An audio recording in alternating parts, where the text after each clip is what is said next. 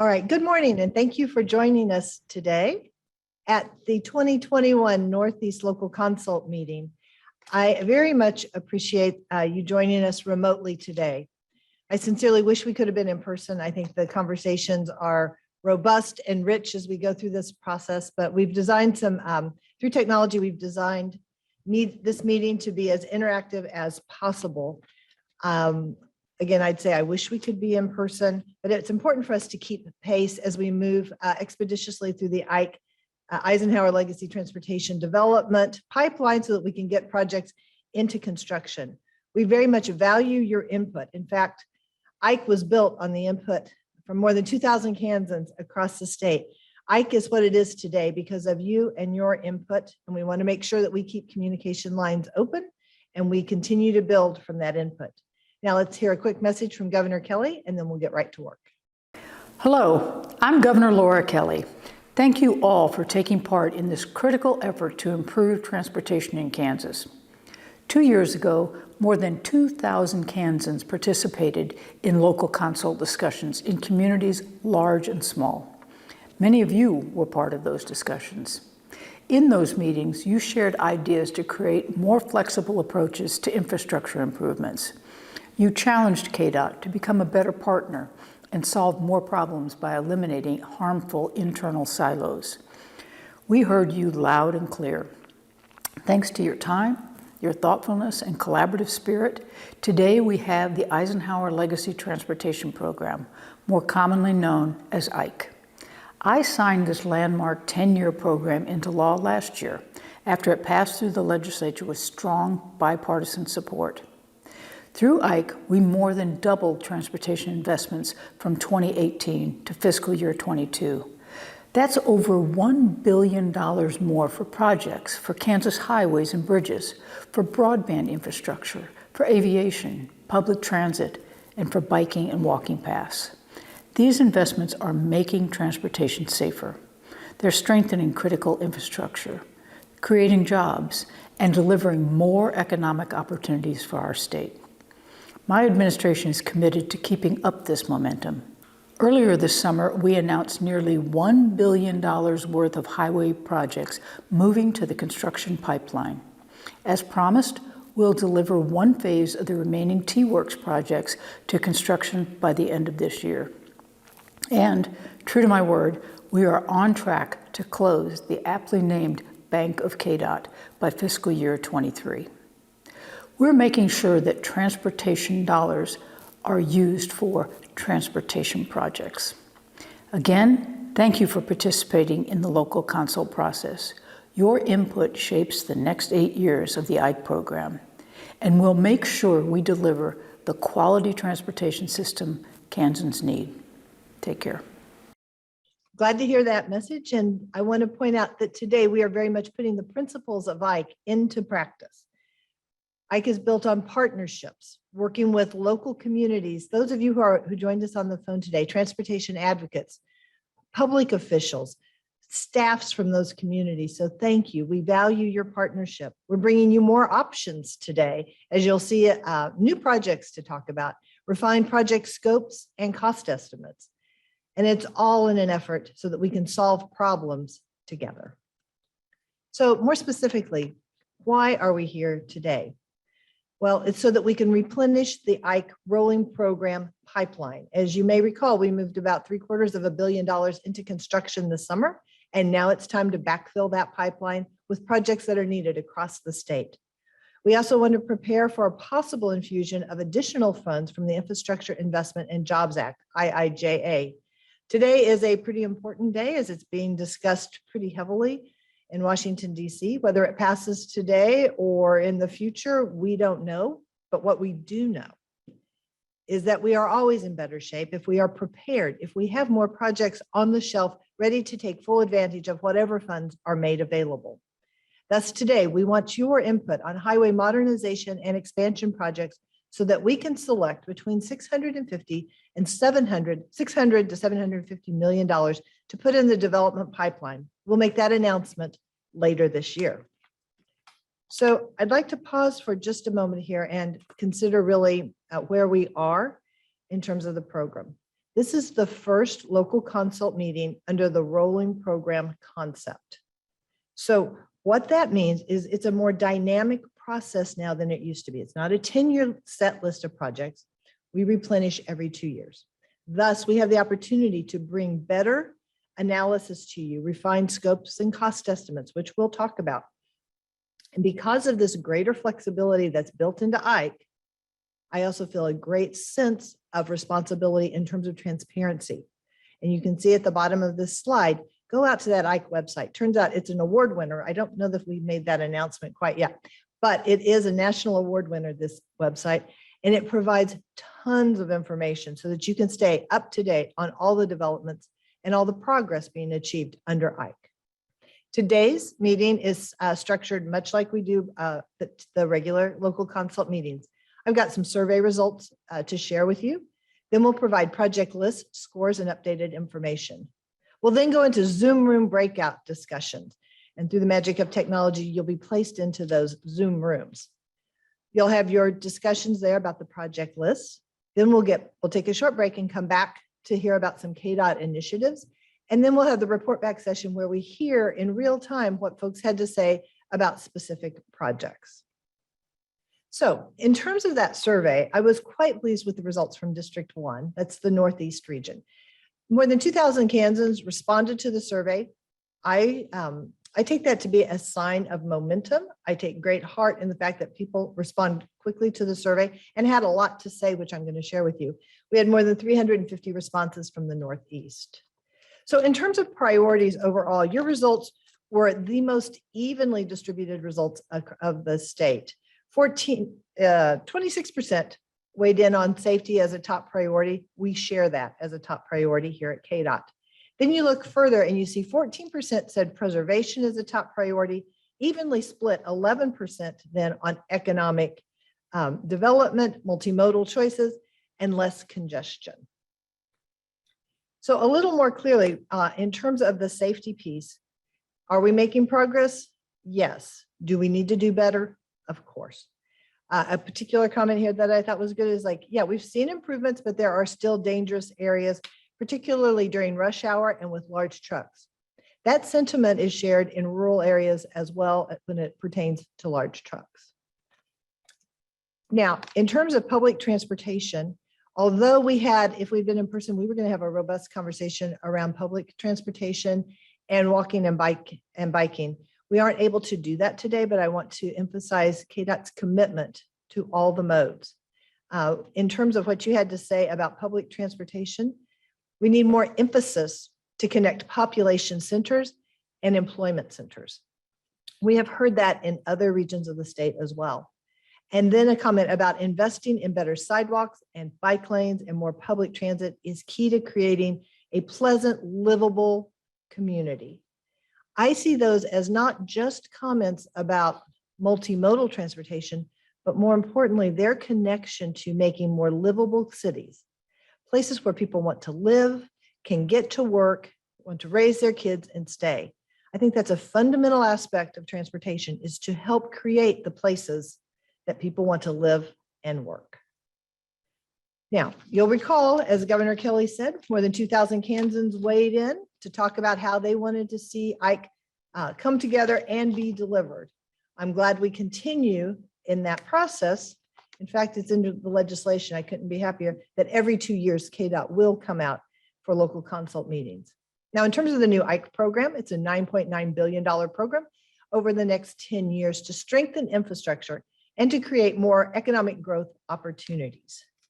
Now, specifically, the funds of Ike, $5 billion has been allocated to preserving the existing highway system, and that makes good sense. Our highway system is valued at something north of $30 billion. It's one of the state's most valuable physical assets, and we need to make sure we're taking good care of it. $2.3 billion has been allocated for modernization and expansion projects. And those are the dollars around which we are going to spend our time today. You can see how the other buckets of money are also allocated. All right. Now, in terms of this $2.3 billion, what you'll see here on this far left column are the modernization and expansion dollars that have been guaranteed for each district. For the Northeast, we have guaranteed $500 million will be expended on modernization and expansion projects. If you look down that entire column, you'll see that across the state, we've guaranteed 1.1 billion. But I just said that we've allocated 2.3 billion. That's where the flexibility piece comes in. We know that there are needs and opportunities that emerge across the state in the next 10 years. We have the flexibility to, in partnership with you, to identify where those additional funds, the difference between 1.1 and 2.3, where those need to be invested. To date, so, and remember, we're only a year into the program, we've identified 5 construction projects totaling about $550 million to be expended in District 1, and we already have $350 million in the development pipeline. So you can see we already have work for the Northeast, either in development or into construction, that exceeds that minimum amount. That's good news for you. And we will continue to stay in close contact with you and across the state as we develop future priorities and identify which projects move to construction. All right, so I've been talking about these pipelines, the development pipeline and the construction pipeline. What happens is we put projects into development. And in fact, that happened last May. We put $1.6 billion of work into the development pipeline. And now we start to pull projects out of development and move them to construction. And we do that based on the funds that we anticipate having available. Thus, we have a more dynamic, responsive system. Now, we put 1.6 billion in, we pulled out about $750 million. That means we have about $824 million remaining in the development pipeline. So now it's time to backfill, put more projects in. And I said, we want to put between $600 and $750 million at the end of this year into development. Now, development means we're conducting activities like engineering, right-of-way, clearing environmental permits so that projects are ready to go. So how do we replenish that pipeline? Well, we do it just as you would expect, using our principles in partnership with communities by holding local consult more often, by bringing more projects and scopes in for discussion, making sure that we're taking a fresh view every 2 years, and using better data and information to solve transportation problems. So you should have received some information in advance. It wouldn't be a KDOT meeting if you didn't have lots and lots of information. The 3 things that are most important today to focus on are those documents you see identified with the red bands on your screen. These are the project lists. They are the same in format as you are used to seeing from KDOT that you would have seen in 2019. So because we are in a metro area of the Northeast, you have 3 sheets. You have the urban expansion, you have rural expansion, and then you have modernization, and those span both the urban and rural areas. We held the rural portion of the Northeast meeting last week, but we absolutely encourage everyone from the district to participate in either or both of those meetings. Now, what I'm going to do is review what's the same about these projects' scores, and then we'll talk a little bit about what's changed in 2021. So what's the same? Our scoring process is the same. We have the same project category types. We use the same factors and weights as we analyze our information. We're bringing you draft engineering and economic scores for discussion, just like we always have. And then we're going to assess your input to inform the regional priority score. An important point, we do this scoring so that we can compare projects to each other fairly, because we're using the same data sets and we're using the same methodology. They are compared to each other. Their scores are relative. I'm not here to tell you that I think every score is precisely accurate. That's not what we're going for. We're trying to understand how projects perform compared to each other. Our process reflects this thinking, this approach, and we rely on you to provide on-the-ground data to inform our decisions. So when I said the same project types, let's start with, we have the 3 project types. Preservation plus, we rely 100% on engineering data to make those decisions. That's for things like bridge replacements, updating the pavement, striping, those sorts of things. Now, on the modernization category, that's where we are bringing highways up to a more current standard. We aren't adding to the system, we're improving the system by adding shoulders, flattening hills, straightening curves, that sort of thing. We rely 80% on engineering factors, and we looked for 20% of that score to be constituted through public input through a local consult. On the expansion side, that's where we add something to the system. We may add lanes, add interchanges, add passing lanes. In that case, we look to engineering data for 50% of the score, 25% through local input, and 25% from economic analysis. All right, in terms of that modernization scoring, it is the same approach where we're looking at engineering factors like geometrics, the hills and curves, safety, how well does it handle existing traffic, that's the capacity piece, pavement structure, and surface. We also look at other factors like route continuity and previous investment. That's because we need to take a systems view. We need our highway system and our bridges to work together as a network. It doesn't do us any good to just look at a 2 or 3 mile segment and not think about on what's going on either end of that segment. So that's modernization.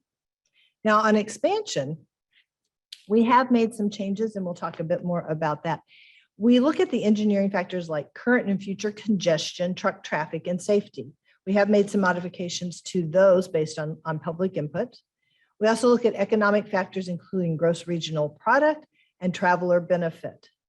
As you would expect, we absolutely look at other factors like route continuity and previous investment. In terms of the modifications to scoring, these are not radical changes, but I would absolutely say they're refinements and in some cases more sensitive analysis. We now look at both the crash rate and the crash frequency. So not only the rate, but how often do accidents occur on a given segment. This way, we're not over or under emphasizing if we've, say, had a horrific accident in one location, and that might overweight things. We're not overlooking the fact that you might have lots and lots of smaller accidents in one area. It's a more balanced approach. We have also updated the thresholds, if you will, for current and future congestion and truck traffic. I think of it this way. It's like we raised the curve. So if you're in a class and everybody is scoring 100 and you're trying to figure out like how you discern better performance or more need, means you need to refine your analysis and make a more sensitive analysis. That's what we've done here. So as we see our system continuing to perform better, we have to raise the curve. This, again, I would point out, was based on some input that we received in 2019. We've also updated our economic scoring to reflect today's conditions. When I say that, in terms of updating our methodology, if you take a look back, we first started using economic analysis at the beginning of T-Works in like 2009 and 10. At that time, you might recall, we were coming out of the Great Recession. What was most important then? Jobs. We really needed jobs to strengthen our economy. So the analysis at that time was weighted more toward jobs. Fast forward, now what we really need is to address worker shortages and making sure that we have people who live in Kansas. It's one of the reasons I talk a lot about making more livable, desirable communities. We can also do that through economic analysis here. So we're taking a look, we continue to look at gross regional product. The difference between 2019 and 2021 is in this division by cost. So we took a step forward in 2019 and we looked at gross regional product plus traveler time, personal time. People want to be able to get to work faster. They want to make sure that you can get product to market faster, divided by cost. And the other 50% of the score was the same analysis, but we didn't look at cost so heavily. Now we both combine gross regional product and traveler personal time savings, and we divide the entire equation by cost. We have a more sensitive analysis related to cost now. Money matters. We want to deliver this program fully intact, and we're going to take a harder look at costs as we go forward. So in terms of this 2021 list for the Northeast area, here's a quick summation of the changes. First, we've used updated data, and you can see there, this is the most current data sets we have available as we look at engineering. We also conducted a statewide passing lane analysis, field verification. Crews went out and looked at passing lane opportunities. In some cases, we said, oh, there really isn't as much room there as we thought. In other cases, we said, we're making an improvement. Let's hold for a moment and see if the improvement means we're still going to need that passing lane or not. This is better on the ground information than we had in 2019. We also have better information on scopes, better cost estimates. I am really pleased to talk about this I-35 and old US 56 to 119th Street project. What we essentially did is we pulled apart a project so that now we can get input on what's needed more. The bridge part of it, the adding the lanes part, maybe both of it, but it gives you more options. The more options we have, the faster we can solve problems and perhaps take a look at how we better fund projects or at least move them through the pipeline. The scoring methodology I've already talked about reflects feedback, and I'm pleased to say we've got new projects added to the list for your consideration. Some of those projects came through our priority formula recommendations, some came from district staff, and some has come from input that we've heard in the 2 intervening years. All right, so this is the show your math part of local consult. Essentially, there are 4 buckets. First is the list of projects that were selected and have moved on to construction. The next list are those projects. So if you started out with the 2019 list, some went to construction. Now we've gone from that 2019 list a little more narrowly to 2021. Those projects that we talked about in 2019 have flowed forward. We've added some new projects that we've heard about in the intervening years. That's the 3rd bucket, or we've refined some of these scopes. And then in the 4th case, we have brought forward projects from 2019, but we didn't necessarily score all of those. And I'll talk about that in just a minute. All right, so the easy part first. Projects that were in the development pipeline have moved to construction, have been moved out. You're welcome to talk about them. I don't think that that's necessarily the best use of your time, but you'll see that they are listed here, and hats off to Maggie. She did a good job of using an orange banner for those listed projects to identify they're in construction now. Now, buckets 2 and 3 that I talked about, some of those previous projects have moved forward. Those are still on the project list. Where we have new projects, you'll see those identified through italicized font. And then in this 4th bucket, projects that weren't scored this year. We want to hear from you. So to take a step back, in some cases, as I said, for example, this project didn't necessarily, I-35 Wyandotte County, the Lamar interchange. Is it needed? Yes, but it has a relatively low engineering score. And we added a project from Wyandotte County for which we've heard more interest. So we're trying to be responsive to your discussion. In some cases, like US 75 in Brown County, we were able to move that to a different bucket of funding. So it was moving forward.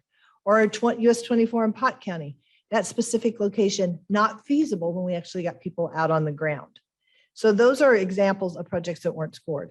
Another example might be Leavenworth County, that road there, I-70 south to K-10. Is it important? Yes. Does the community have interest in it? I know, yes. The answer to that is yes. It's $420 million. We've already talked about projects that have moved to construction and are in the pipeline for this region. To be super honest, I wouldn't expect that project as a brand new sort of thing would move forward in the next 2 years. So I want to be real honest with people. We are happy to score these projects again in 23 or in 25. Consider those for the back half of this program or maybe the first half of the next program. Another example would be Miami County, the $1 billion outer loop that's been proposed for Miami County. Likewise, we didn't score it this round. We certainly could in 23 or 25. But we do want to hear from you. If you say, no, that's really an important regional priority, we're absolutely happy to score it again in 21. This thinking of not necessarily rescoring every single project is important because I want to be just very transparent. That's what Ike is built on. And I remember I was at a conference a few years ago and Pennsylvania DOT, which is a used a rolling program forever. What they did is they would just add projects to their list, And I still remember at a conference when someone stood up from PennDOT and said, one of the lessons we've learned through this rolling program is, money matters. And I thought, well, yes, it does. So they went through a very painful process of having to subtract billions and billions of dollars from their project list because they just kept adding stuff every time somebody mentioned something. These projects are important. We can rescore them. But if I don't think that they're likely to make it in the next 2-year cycle, I want to be honest about that and then have an honest conversation about the regional need for those projects.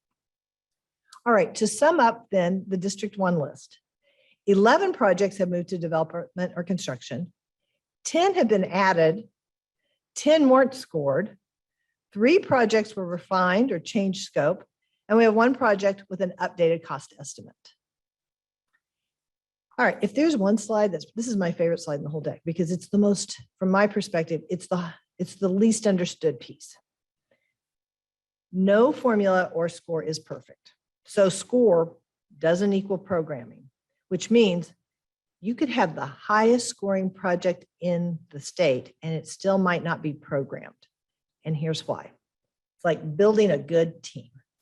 You have $10 to spend. And maybe the highest scoring project in the entire state costs $10. Or maybe you could do 3 projects that each cost about $3.3.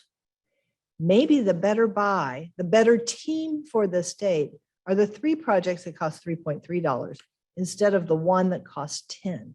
So our job is to balance out regional needs with the dollars that we think we're going to have available and build the best team of projects for the state.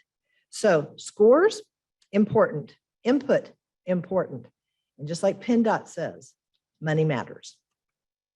All right, so today, in your Zoom room breakouts, please think about those survey results. What's important to your region? You have a very balanced region, so that suggests to me you've got lots of factors to consider. What's changed in your region? What's new or different? We heard in the Southeast about a hospital closing and how that's impacted some traffic patterns. We're certainly hearing across the state where new businesses have developed and additional truck traffic is being seen. Take a look at the scopes that have changed and also take a look at some of those new projects. And then we want to hear from you. What are your top priorities, both high and medium, for the development pipeline? Okay, so through the magic of technology, and thankfully we've only had one meeting that was a little bonkers, we are able to put you into Zoom rooms automatically. If you have trouble, use the chat feature and we'll have someone get with you to help get you properly into your room. I'm pleased to see we have 144 participants right now. Across all meetings, people have stayed until the very end to hear those report outs. I encourage you, to the extent you're available, please stay on the line so that you can hear the report out, so that you can understand what communities across your region think about needed transportation improvements. It's 9:33, so we will have, let's say we'll talk until 10:05, then we'll have a 5-minute break, which gets us to 10:10. So we will see you back, and you'll be brought back automatically at 10:10. Have good conversations, and I look forward to the report out. Thank you. All right, welcome back, everyone. I've had an eye on the chat box. I know that things have been, we've had some good comments, and we'll be talking about those in just a minute. First, I'd like to give a big shout out to the KDOT team, to our contracting partners, and to our engineering partners. I'm pleased to say that despite COVID, we were able to launch all new programs under IKE in 2020, including things like cost share in 92 working days, the broadband program, innovative tech program, and reinstate some of those previously very popular programs like Local Bridge. So a big hats off to the entire team for making good progress as we launched IKE. I'd like to talk for just a moment, particularly as we see a lot of conversation going on in the nation's capital related to infrastructure investment. We talk about solving problems and trying to find the sweet spot for delivering improvements in long-term economic opportunities. So we know we have long-standing Kansas infrastructure priorities. We're looking for opportunities to create growth in Kansas. And we're trying to figure out then how that sort of overlays and in places where we could leverage emerging federal funding priorities. Under IIJA, the traditional important things about infrastructure investment, like economic opportunity and jobs, remain in force. There's some new criteria that we've seen in some recent grant programs, including equity and greenhouse gas emissions.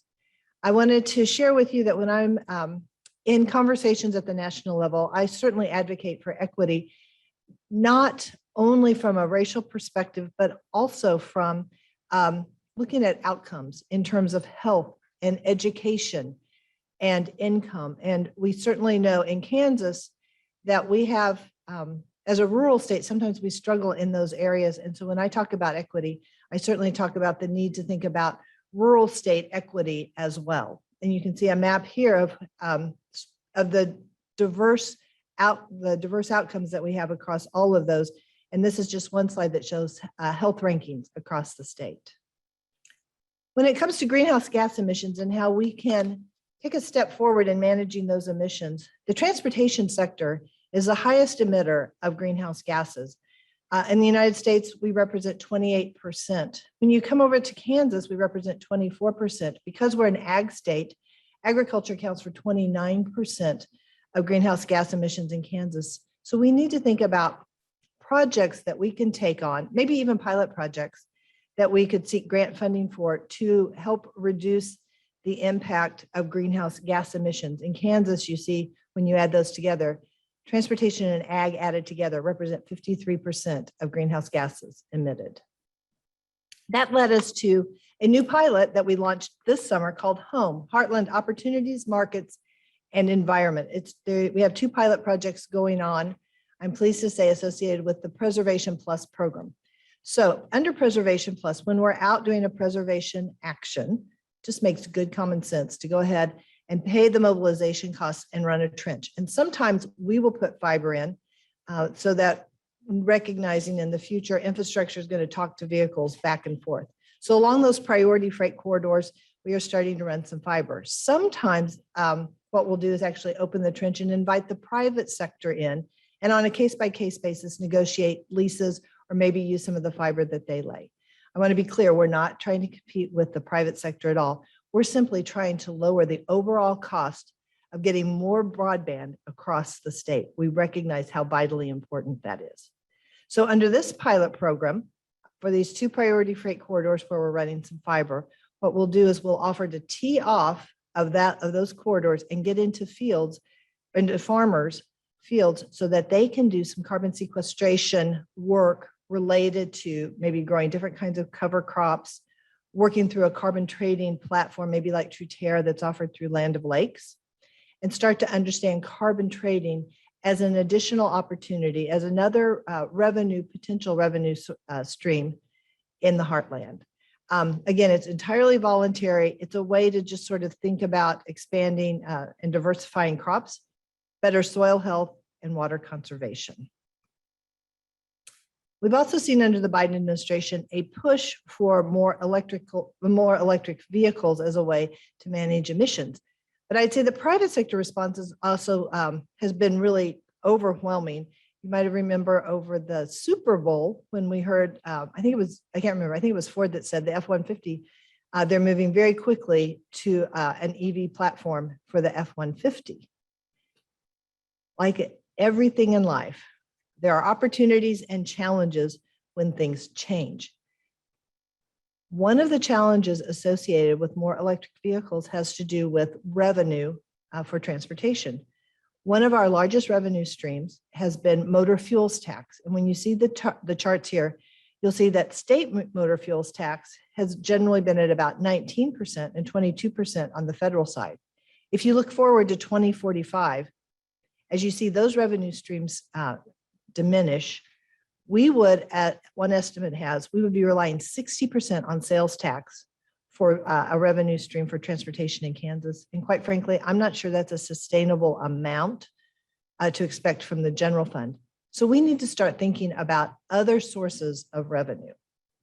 One approach that's has been discussed for quite some time on both the East and West Coast, is a road usage charge, essentially paying for the amount of road you use instead of the amount or type of fuel you use. We haven't really had that conversation here in the Midwest. So I'm pleased to say that earlier this spring, we were awarded a grant from USDOT to study a road usage charge and how that might work in a Midwest context. We have just initiated some very early outreach to stakeholders. We'll be launching our actual program later. I believe it might even be the week of October 4th or 11th through a statewide survey where we will engage first in conversation. We particularly want to hear from rural communities, the ag industry, and commercial trucking. Those are voices that we need to have at the table to shape national policy. Quite frankly, a road usage charge, if it goes forward or not, will be shaped by the coast if we don't have a seat at the table. So our study will be conducted in 3 phases, and I want to underscore at every turn, this is a voluntary opt-in sort of opportunity. We're not going to track people we're not going to like require people to join this study. It's entirely voluntary, and we're getting really good response from chambers of commerce all across the state. The first step is outreach, focus groups, surveys, finding out what worries you, what concerns you, what questions you have. The second phase is when we will actually design the pilot, where we identify the methods by which you would record your mileage. It might be old-fashioned paper and pen, it might be an odometer, it might be an app you put on your phone. And then in the third phase, which would wrap up by March 24, we'll actually conduct the pilot so you can see how much travel you're putting on your vehicle and how much that would cost if it was in a road usage charge framework instead of a fuel-based framework. If you're interested in participating, or if you just want more information, please reach out to Joel Skelly. It's important that we hear, particularly from rural communities, what your concerns about a road usage charge are. Sometimes people say, well, I'm on the rural side. I have to drive 40 miles to get milk. I shouldn't have to pay because I have to travel farther. We want to understand that and understand how that relates to other driving patterns.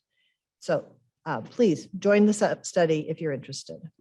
Also glad to say we launched Charge Up Kansas. Kansas KDOT was recently asked to administer $2.3 million worth of VW settlement money. We issued an RFI that closed last Friday. We are now moving forward to put together a request for proposals from various entities to put out charging stations. I think we can afford about 12 of those. KDOT's not going to own the charging stations. We don't need to own that infrastructure. Our role is to facilitate the deployment of that infrastructure. IIJA has something like about $8 million per year targeted for Kansas for EV charging stations. We'll be convening groups to think about what the next level priorities are should those $8 million per year be made available. Which leads us to Home Field Advantage. I am so excited about this upcoming conference on October 15th, sponsored by KDOT, the Kansas Department of Agriculture, and the 10 MASTO states. So it's the 10 upper heartland states. We're going to talk about the intersection of technology, ag, and transportation with public and private sector leaders. You heard me talking a little bit about the home pilot. We need to talk about how we can drive down the costs of transporting ag products, expand economic opportunities, diversify crops, and improve soil health. Please join us. It's a virtual conference, 2 different panel sessions with an opening session to hear from boots on the ground, where we have struggles and where we have great opportunities to leverage at the regional level. When you think about, for example, truck traffic in Kansas, rail opportunities in Kansas, there are so many opportunities we can take advantage of. We want to work collaboratively with Kansans and with our neighbors to really make the heartland a very prosperous and forward-looking place. Please join us. So with that, one last thing before we get into the real report out the heart of the matter. Hats off to the Turner Diagonal Project located in Wyandotte County. It is now one of the top 12 projects in the nation, identified through AASHTO, our national association. It wins the regional award, and now we are set up in the national competition. Good news on the People's Choice Award. You can vote every single day. Actually, what I learned was every 24 hours. I tried to vote like 6 a.m. yesterday morning, and it said, no, you gotta wait till 10 a.m. This project was delivered 20 months faster. Imagine, it opened to traffic almost 2 years earlier than it would have otherwise under traditional delivery methods. Gets the economy moving much faster and created nearly 2,000 jobs at the Turner Logistics Park and opened up more than 300 acres for economic development. There's huge pride in this project and the partnerships from the local level. UG put that application forward. It received a build grant, so federal funds are in it, state funds are in it as well as North Point, the developer. There are private funds in that project. All kinds of good things. You can vote for it every day. We won a $10,000 prize, which can go to a scholarship. And the reason I keep saying you can vote every day is because now this contest is weighted by population. We really have a shot at it. Delaware is the only other state in the mix that has a lower population than us. So your vote really can make a difference. Go to ksdot.org to vote often. Thank you. All right. And for those of you who want to see this whole thing again, feel free to watch it on demand. Or if you know someone, you have a colleague who wasn't able to participate today, they are able as well. All right. And with that, I think we're ready to bounce over to Lisa Kay for a report out.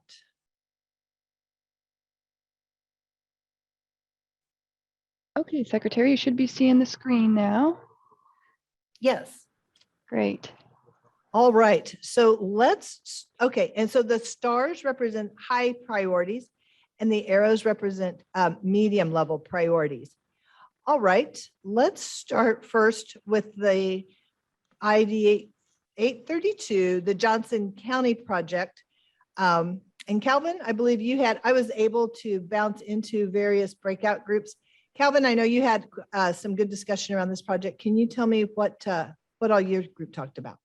Yeah, good morning, Secretary. So this project was brought up by a couple different folks in the group, and really, I think this project represents an opportunity to continue on some work on I-35 south of 119th Street, make some connections that are critical to the city of Olathe, and then the city of Edgerton also brought this up as a high priority, as kind of a connection point to the logistics park, or another connection point to the logistics park down south. This was a very high priority in our group. Okay, Calvin, thanks for weighing in. I also, part of what the purpose of today's conversation is to understand really the broader context, the community context. So to hear it's both Olathe as well as the connection to the intermodal and other communities are weighing in, that's a helpful piece of information for us. Michelle, I think you also had some good conversation around this project. Yes, Madam Secretary. We had some folks talk about that it's just very congested and backs up and can get to a standstill and create some safety issues there. Okay. All right, so safety is a concern. All right, other conversation about this project. Greg, I think maybe your group had some conversation. Yes, yeah, really echoed Michelle's comments about just one of the highest trafficked areas in Kansas City, and this would really help with congestion and safety needs along there, and the importance to the city of Olathe. Okay, thank you. Thank you. All right, let's move to, go ahead. Oh, sorry, Yeah, Madam Secretary, Joel Skelly here. Our group, one other item that kind of goes along the lines of the safety and congestion. We had a comment or a question if consideration of bus on shoulder operations would be considered within that project, looking at the development further to the south of 435. Thank you, Joel. Thanks for a couple of reasons. One, we do need to always be thinking about the operational aspects of an improvement. So I appreciate you raising that, along with considering multimodal options as well, whether it's a different mode or whether it's sort of a better pairing with a mode. So thank you. Facilitators, any other conversation around map number 832, project 832? Secretary Lorenz, I had one other thing to add. Sure. This was considered a top priority, also due to congestion, payment conditions, need for road repairs, but even the recommendation to extend even further south. And I think I caught this right, to Homestead, past Lone Elm, maybe saying those names wrong, but that came up. Okay. Okay. So further south. Gotcha. Mhm. All right. If not any other conversation related to 832, let's go then to the next project in terms of conversation, and that would be 823 K10, K7 to 435. And I know that project resides in both Olathe and Lenexa. Drew, do you have some conversation? Yeah, we had a great conversation around 823 as well as 808. Really, the conversation was around whether these projects are kind of subsidizing sprawl, suburban sprawl, and whether that's appropriate versus sort of the freight efficiency gains, the safety gains, especially with the trucks coming in and out of some of the warehouses along these stretches. So very good conversation. Okay, good. Thank you. I appreciate the conversation around priorities, land use, all those sorts of things. Other conversation around 823.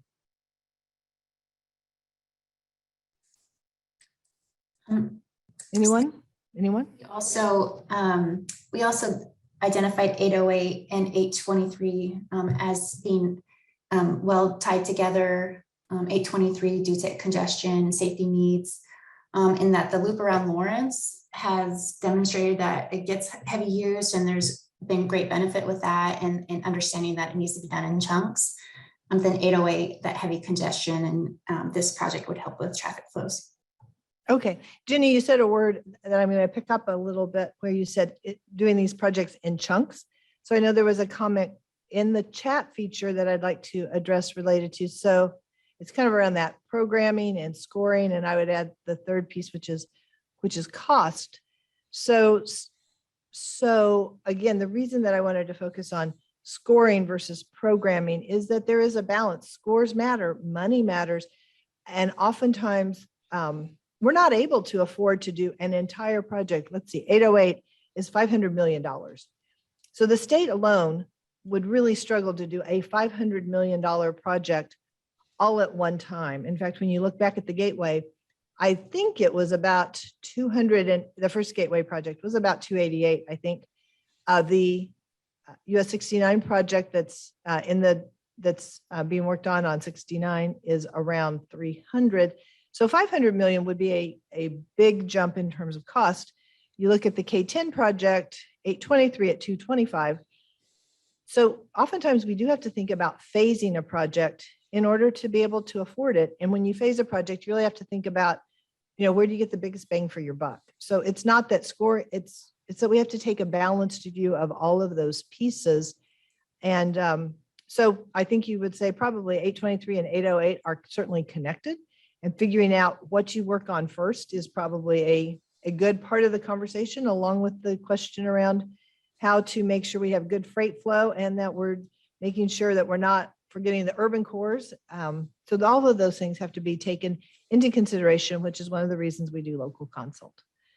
Okay, hey, Secretary, this is Calvin. I was just going to reiterate your comment. That was something that was brought up in our group on this project, and then also on a project that was not on the list, which is the outer loop, that for these like really large corridor projects or big projects with big price tags, if there's ways to break them up into smaller chunks so that they are more, we can achieve maybe smaller goals with less money.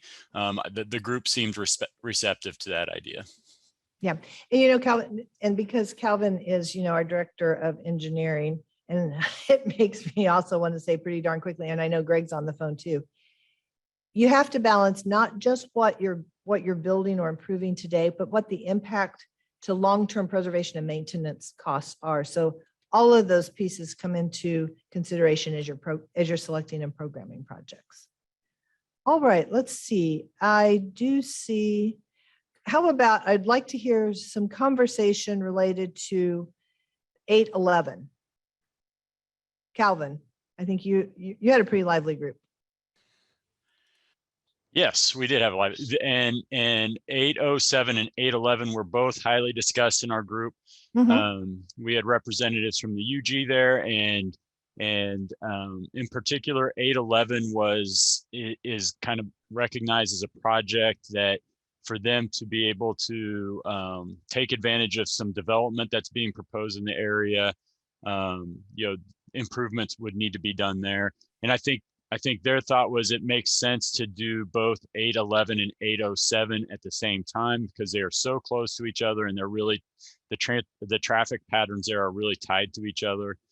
So, there's maybe some consideration of whether or not we should combine 811 and 807 into a single prioritized project. Okay. But if we were to separate them, 811 is a higher priority. Gotcha. Other groups, 811, 807? Okay. One thing I want, before we move on, and we will in just a second, I want to know about 114, the Lawrence project. And this may be a reflection. It had quite a bit of conversation in our previous District 1 meeting. This may reflect participants today, but any conversation around 114. And Greg, Secretary, I think, yep, Greg, you and I. yeah, we our discussed ESP's that working in today. Yeah. We discussed the importance of that just as South Lawrence Traffic Way has increased the traffic and growth along there and the West Lane is complete, that this next leg would be very critical to the growth in Lawrence as the business park is out in this area and just connecting that whole corridor from I-70 to Kansas City. Okay, thank you, Greg. Okay. Now, before we move on, we talked about also the importance of talking about projects that weren't scored and what folks have to say about those projects. Mike, do you want to talk a little bit about the I-35 and the I-35 Lamar project? Yes, so there was a considerable sentiment in our group that project should be on the list of projects to be scored. The interchange has some condition issues along with some geometric and traffic operational challenges. Okay. The layout of the interchange makes it difficult to access the area that it serves. And our partners at Mid-America Regional Council pointed out this interchange is currently a barrier to regional active transportation goals. Okay, I'll have a conversation with Pete, but I think we can certainly take another look at that. Also, making sure that we're taking into consideration system condition is something that's important. Thank you. Mike, did any other group talk about the Lamar interchange? All right. Okay, Lisa, let's go on to the next list. And as we do that, I'd like to point out, thank you. 142 are staying on the line. So thank you very much, very much. Okay, so in terms of rural expansion, probably a reflection of the participants. Today, no priorities were received. I will point out that we had a lot of conversation about these projects in the previous meeting. Okay, next slide.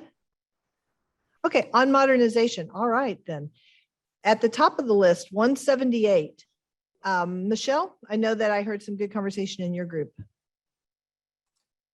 Yes, this is considered a high priority for the city of Olathe. And they brought up the fact that the crash rate at this interchange is 6 times the national average. And in a survey that they had with their community members, they got 2,300 responses. And this project weighed highly as was a high priority for their community members also. All right, thank you, Michelle. Other groups? Jenny, I think your group talked about this one as well. Yes, Secretary, thank you. So same kind of thing as Michelle said, high crash rate, big safety concerns due to short interchange changes, and then how the discussion revolved a little bit around how well this project would tie into Project 832. Yes, thank you. Yes, and those are the projects that have been actually pulled apart so we could consider those as separate. That doesn't mean they have to be separate. All right, other conversation? Secretary, Yeah. In our group, the city also mentioned that they are proceeding on the NEPA process clearance on that project and have spent over $1 million to initiate that process. And as far as how it ties in with the other project, that they would prefer that those are tied together, but as far as priority, if it had to be this way, they would prefer this project over 833. Gotcha. Or, sorry, I appreciate. 832. Thank you, Greg. And I do appreciate communities thinking strategically about advocating that, yeah, we want the bigger thing, but if we had to choose, here's the thing that we would push first. So that is, and we see that across the state, and quite frankly, we see that in rural areas where they say, we want a 4-lane, but we understand we need an improvement sooner than later, and we'll take a passing lane. So Greg, I appreciate you relaying that.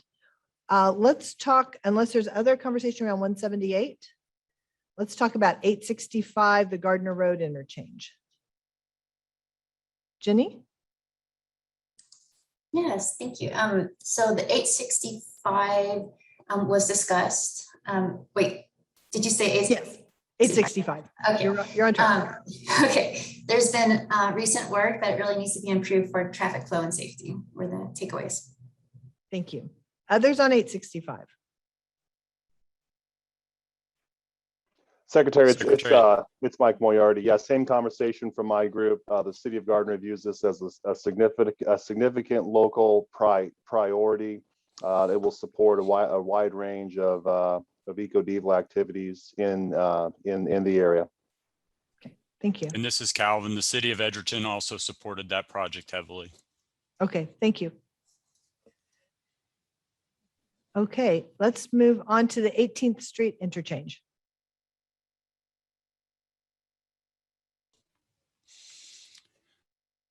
Secretary, this is Calvin. We got cut off before we really got into the discussion, but based off of information in the chat, Wyandotte County and the Unified Government really supports this, redoing this interchange as an economic development opportunity, and also some question about how it ties into kind of the MARC regional goals for ped and bike access. Okay, I appreciate that conversation around better connections for active transportation. I appreciate that and taking the broader regional context into consideration. Thank you. And do we want to talk anything about the Leavenworth, Wyandotte County, 856? I feel like I'm hogging the conversation this morning, but the city of Lansing this was their top priority. They brought this up, K5, I believe it was in our local consult 2 years ago. But in their opinion, it's a highly traveled route that just needs modernized. A lot of curves, a lot of issues along that route. Thank you. No, Calvin, no, I want to hear from I want to hear from the group. So thank you. And yes, I know we've had several conversations with Leavenworth County and appreciate the communities of Leavenworth. So thank you. All right. Any other conversation from facilitators, whether it was anything else?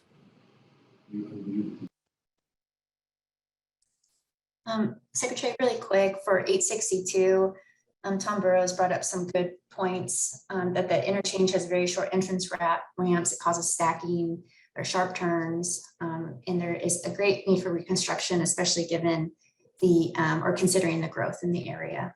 Okay, thanks, Jenny. All right, anything else? This has been a really good discussion. It's very helpful to know what folks are thinking as we move into further analysis in the programming portion. And it is not unusual for us to reach out and gather, additional data or information from communities where we feel like we need a little more understanding. All right, with that, let's go on to the close, which is to say, once again, if you want to rehear the entire local consult meeting, please, it's on demand, or if a colleague was unable to participate today, I believe these will be up for about 2 weeks. And next slide. From that, there will be a quick reminder, there is a post-meeting survey that will help us do a better job next time. So please fill that out if you have an opportunity. And with that, I'd like to say thank you. There's been nothing easy about 2020 or 2021 with COVID. I appreciate everyone weighing in today. It's not ideal, but it's important that we hear from you so that we can keep pace and move on to the development pipeline. You speak and KDOT listens, and it is really through that together we work. Thank you so much. Be safe.